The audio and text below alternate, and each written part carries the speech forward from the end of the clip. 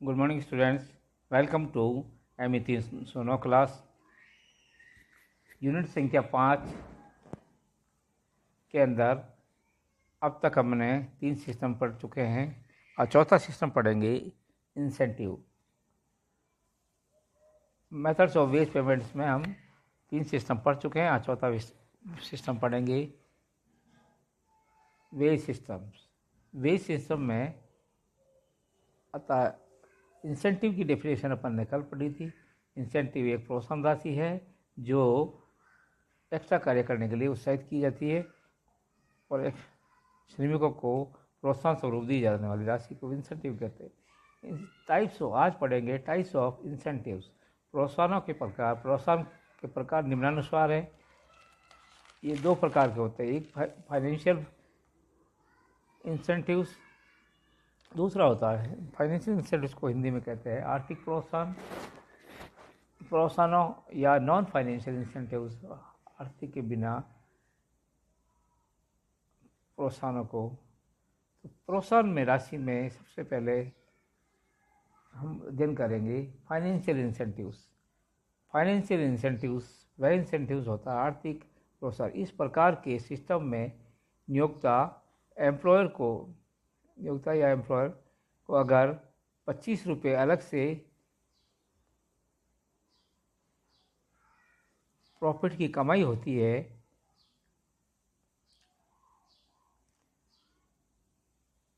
इस कार्य विशेष को पूरा करने में निर्धारित समय प्रिस्क्राइब टाइम को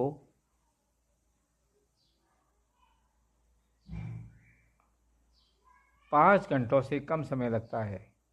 अगर कामगार को भुगतान हेतु 10 रुपये का एक्स्ट्रा या अलग से भुगतान किया जाता हो तो ये एक्स्ट्रा पेमेंट इंसेंटिव या प्रोत्साहन राशि कहलाता है। प्राथमिक तौर पर इसे समय घंटों के आधार पर कैलकुलेट किया जाता है। इसमें वर्कमैन द्वारा नियोक्ता के पास वे कितनी देर तक नियुक्त रहता है।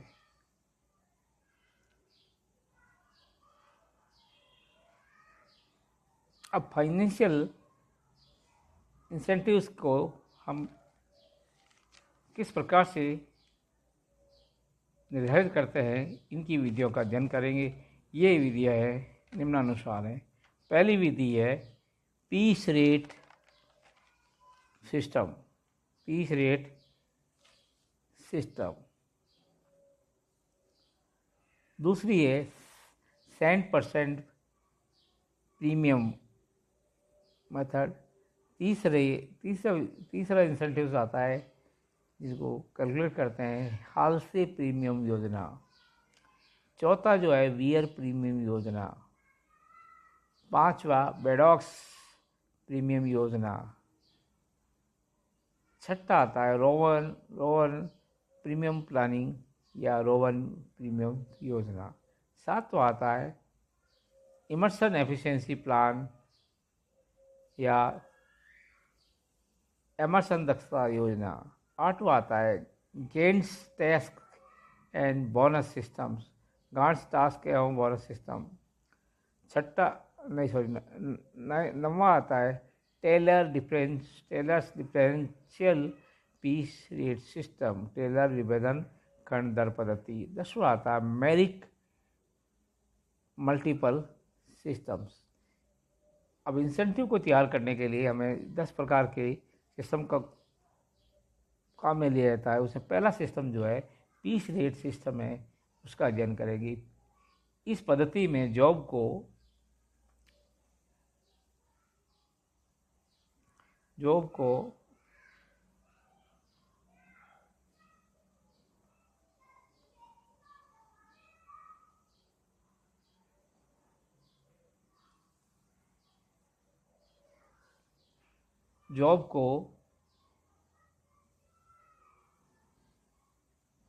कंप्लीट करने के लिए खंड दर से फिक्स किया जाता है। अर्थात इस पद्धति में जॉब को कंप्लीट करने के लिए खंड दर से उसका वेतन फिक्स किया जाता है। अब माना कि श्रमिक द्वारा जॉब कार्य शीघ्रता से पूरा किया जाता है या वह समय निर्धारित से कम समय लगाता है, तो इस प्रकार से वे समय बचा सकता है। इस बचे हुए समय में जॉब बना सकता है। इस प्रकार से अलग समय में बनाए गए जॉब्स को उन्हें भुगतान किया जाता है। इस एक्स्ट्रा कार्य का लाभ नियोक्ता को भी जाता है, क्योंकि श्रमिकों द्वारा एक्स्ट्रा कार्य करने से ओवरहेड्स में बचत होती है। इस प्रक्रिया को निम्न एग्जाम्पल से समझाया जा रहा है, समझा जा सकता है। एग्जाम्पल जो है वह एक नियोक्ता ने अपनी फैक्ट्री में माइल्ड स्टील पिन्स, मृदु इस्पात पिनों को खंड प्रति पिन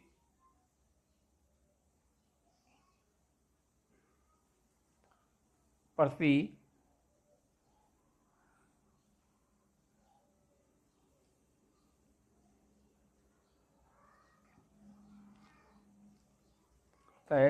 श्रमिक को 8 घंटों के कार्यकारी समय हेतु नियुक्त किया जाता है। अर्थात माइल्ड स्टील पिनें बनानी है और उसको प्रति पिन जो है 150 पैसे प्रति पिन की दर से हिसाब करता है।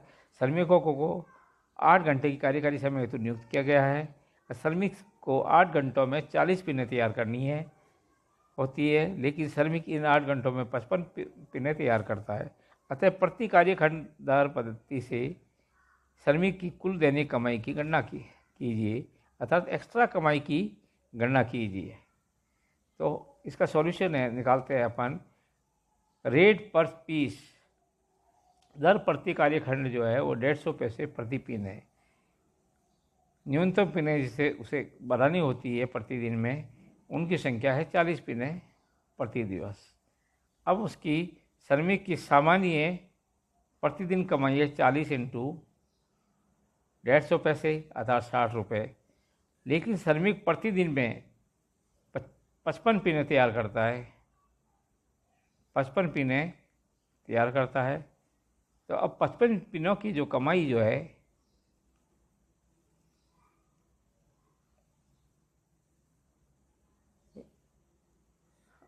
वो 82 रुपये 50 पैसे है। अर्थात उसकी एक्स्ट्रा अर्निंग जो है वो 82.50 माइनस 60 रुपये बराबर 22.50 रुपये। इससे ये स्पष्ट हो जाता है कि समस्त श्रमिकों के द्वारा कमाई राशि एक्स्ट्रा जो मनी है श्रमिकों को दी जाती है। ये 22.5 रुपये जो उसने एक्स्ट्रा रूप से कमाए हैं, ये श्रमिकों को दी जाती है। दूसरा आता है 100% प्रीमियम सिस्टम।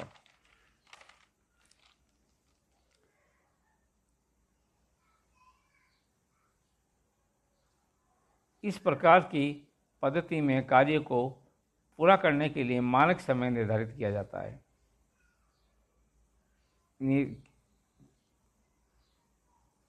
इस मानक समय के निर्धारित किए हुए कार्य में उसको श्रमिक को पूरा कार्य पूर्ण करना होता है और उसी का हिसाब से उसकी दर जो है फिक्स की जाती है। अर्थात कार्य समय एवं कार्य दर दोनों को नियुक्त किया जाता है। इसमें कार्य समय भी फिक्स होगा और कार्य दर वो भी फिक्स होगी। अब इस प्रकार की पद्धति में श्रमिक जो कार्य को मानक समय के अनुसार पूरा करते हैं तो उसे पूरा पेमेंट दिया जाता है। अगर मानक समय के हिसाब से कार्य करता है तो उसे पूरा पेमेंट दिया जाता है, लेकिन उसको किसी प्रकार का इंसेंटिव नहीं दिया जाता। अब अगर श्रमिक जो है उस कार्य को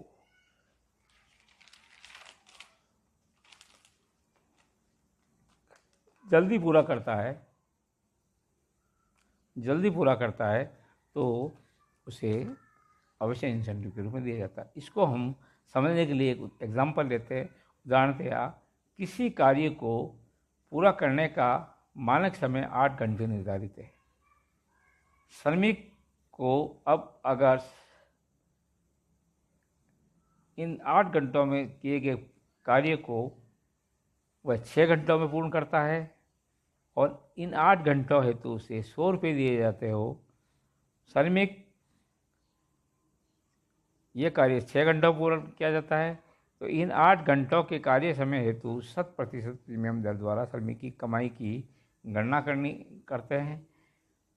माना कार्य के लिए जो मानक समय दिया गया हुआ है 8 घंटे, इन 8 घंटों के लिए श्रमिक को वेतन दिया जाता है 100 रुपये।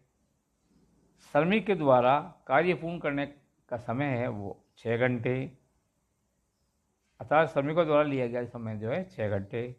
अब अगर श्रमिक के द्वारा कार्य को पूर्ण करने के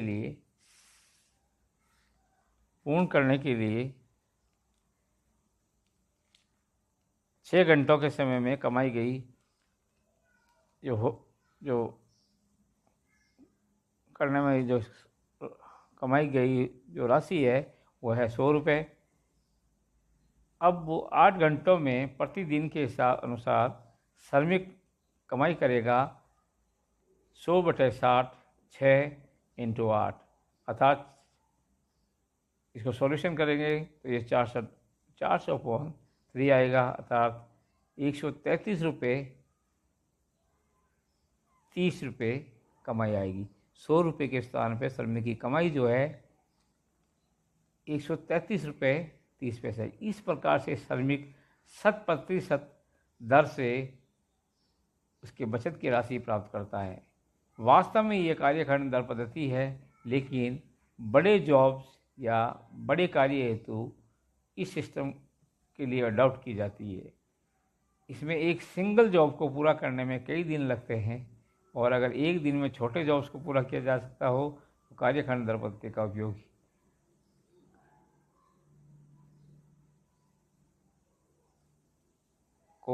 में लिया जाता है।